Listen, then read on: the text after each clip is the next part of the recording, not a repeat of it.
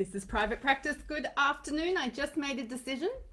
You know, this time of year where you get lots, well, I don't know about you, but I tend to get lots of invitations to lots of events and things. Everybody's having an end of year do and an event, and some people are trying to turn it into an education session, and some of them I'm just not interested in. And I've had a couple sitting in my inbox for about 2 weeks going, I really should go to that. I really should go to that. I really should go to that. And the fabulous Sophie just said, hey, do you want to go to this? And I just went, no. I went, ooh, that was a very quick decision. So it's okay to not want to go to things. It's okay for us to put boundaries around our time and our energy at this time of year. And if we don't want to go to an event, it's okay. I'm feeling much better about that now that I've said that out loud. And it doesn't matter what event it was, just the education session really wasn't going to interest me at all. Hello to the person who is watching. I'm not sure who you are because I haven't received any notifications from Facebook yet. Oh, it's Carol. Surprise. Lovely to see you again, Carol. I wanted to follow on from the video I did yesterday. I've had a lot of interaction on that video, and it's not just on the comments of the video. I've posted it in my Facebook communities that I moderate, and I have had quite a lot of my clients talk to me about it today as well. Getting people thinking about this end of year planning and how you want to feel at the end of the year. I think it's a really good question, and I think it's an important question for us.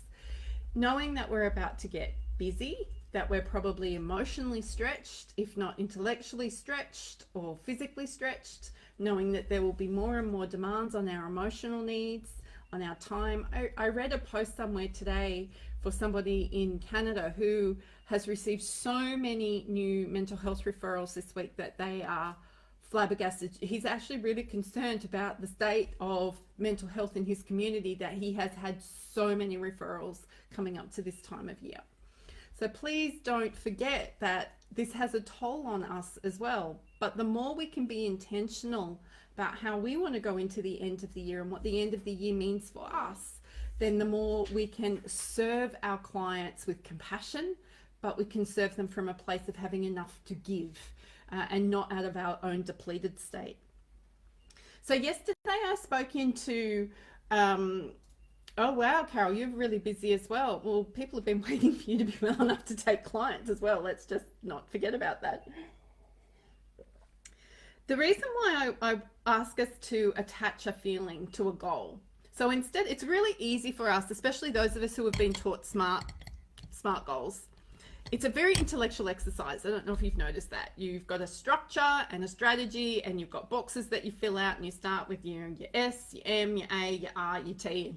In my rehab world, we've even got iSmart goals now, and we write plans about it, but it takes away from the humanness or the human experience. This has been my experience of goal setting across my entire life. I actually wrote a workbook that needs some updating, but I've got an entire workbook on helping people set goals, but not SMART goals, goals as in your goals. And the thing that gets missed with a SMART goal, or most traditional goal setting activities, is that we fail to connect to what we want to experience from achieving that goal. We turn it into an intellectual exercise. We turn it into a thing that needs to be ticked off without recognizing what it is that the achievement of that goal is going to give you. So when people say, I want a full private practice, the next question you need to ask is, what will that give you? And then most people will go, that'll give me freedom and flexibility. And what will that give you? It'll give me freedom and flexibility. No, it won't. It'll give you freedom and flexibility, but there's a deeper meaning there. There's an emotional meaning there. When somebody says, I want a high six-figure practice, I want to turn over $900,000 next year, what will that give you? It'll give me a sense of accomplishment. Great. Holding on to that sense of accomplishment and what it is that sense of accomplishment is going to bring you is a much easier way for us to stay attached and attracted to our goals than I want to achieve a $900,000 revenue in the next 12 months. Because what you find along the way when you set goals like this is that you find other things other methods to give you that same feeling, that same sense of satisfaction, that same sense of purpose. So it stops us from being able to fall into patterns of feeling like we're failing all the time. One of my biggest problems with SMART goals is that they set up the non-achievement of a SMART goal as a failure. It's just unhelpful. Now, I am all for planning. I have more plans than you would probably realize. But what allowed me to actually take a hold of my planning and make sense of it and actually start achieving things was not monetary goals or goals to allow me how many clients am I going to work with or how big my team is going to be. It was, what is the feeling I want to have as a result of these activities? So I need to feel a sense of accomplishment. I love to feel content, but nothing steals my peace. So if I've got work opportunities coming to me, but it steals my peace, not interested.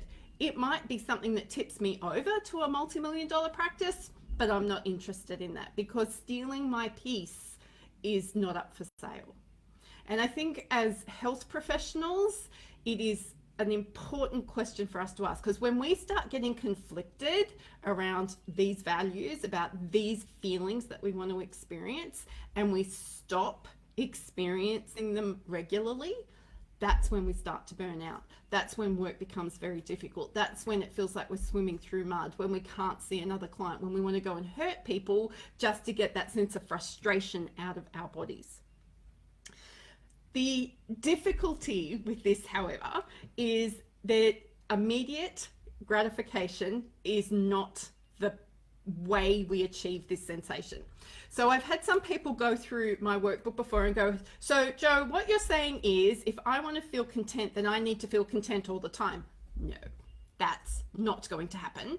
As humans, we have a range of emotions, and we're not emotionless bots where we just choose a setting and we sit on that emotional setting. Oh my gosh, that would be a fairly unpleasant human experience. We need a range of emotions. But what I am trying to get you to understand is the deeper question about this goal attainment that is driving you. And you're very quickly going to want to go, I want freedom and flexibility, but I challenge you to read my book or read the first chapter that you can download for free on my book. Listen to the interviews, the live interviews, and do the worksheets, because it's so important to understand the question that you're asking yourself, which is, what will that give you? And you've probably heard this has got a fancy term, it's got a fancy name, but you need to ask that question of yourself about every goal you want to achieve. So what is it? And it's okay to say, I want to feel accomplished. I want to win. I want to be the best. I want to be the biggest. But it's what is that going to give you? What is it that being the best or the biggest is going to give you? I want to serve 1,000 clients in the next 12 months. Why? What is that going to give you? And you would be surprised at how few answers there are for us. They will come down to some really strong core values or really strong things that we find important. And it's a great way to see if you're living your values as well. And it's also a fantastic way for you to start to identify what it is that you're doing for your own benefit and for your own value and your own contribution, and what you're doing because you think somebody else expects it of you. If there's one thing I would wish for everybody watching this video coming into the end of the year, is that we can let go of those unhelpful, unnecessary expectations that we've put on ourselves that we think others are expecting of us. Because usually it's a whole heap of lies that we've said in our head. There we go. So yesterday's video was about identifying how do you want to feel come the 31st of December. Today, I want to help you understand why I'm so focused on asking us that question. What is it that you want to experience and why? What is important about that for you? So that you can stop turning this into an intellectual exercise, so that we can stop doing planning and not doing anything with the plan, so that the next time somebody says, where's your business plan? You can go, here it is, and it's a page long and it says, I am going to be awesome, because that's going to make me feel great. All right, let me see some comments here. Oh, Kate, nice to see you, Kate. Oh, amen. Thank you. I've been my preachy self today. I like it. Kate, yes, you want to feel accomplished and have financial freedom. Oh, yes, So financial freedom is not in a 6-figure practice or a 7-figure practice. Financial freedom is actually knowing what you spend your money on and how much money you need to actually live the life that you want to live. It's actually not a dollar value in terms of prescribing a dollar value. I can assure you we've got financial freedom, and I don't have a multiple 7-figure practice. Just thought I'd share that with you right now. And you want to be able to give to your family and being available to others. Absolutely. So what is that going to give you? It's going to give you a sense of contribution. For you, Kate, your family is so important. Stealing anything, anybody who comes close to knocking your family out, watch out. Kate's around. She'll be the big mama bear, and she'll let you know what she thinks of that. That's fantastic. Thank you, Carol. I appreciate your affirmation there as well. So some goal setting love from the Preachy Joe today, and I look forward to speaking to you again tomorrow. And until then, go be your awesome self.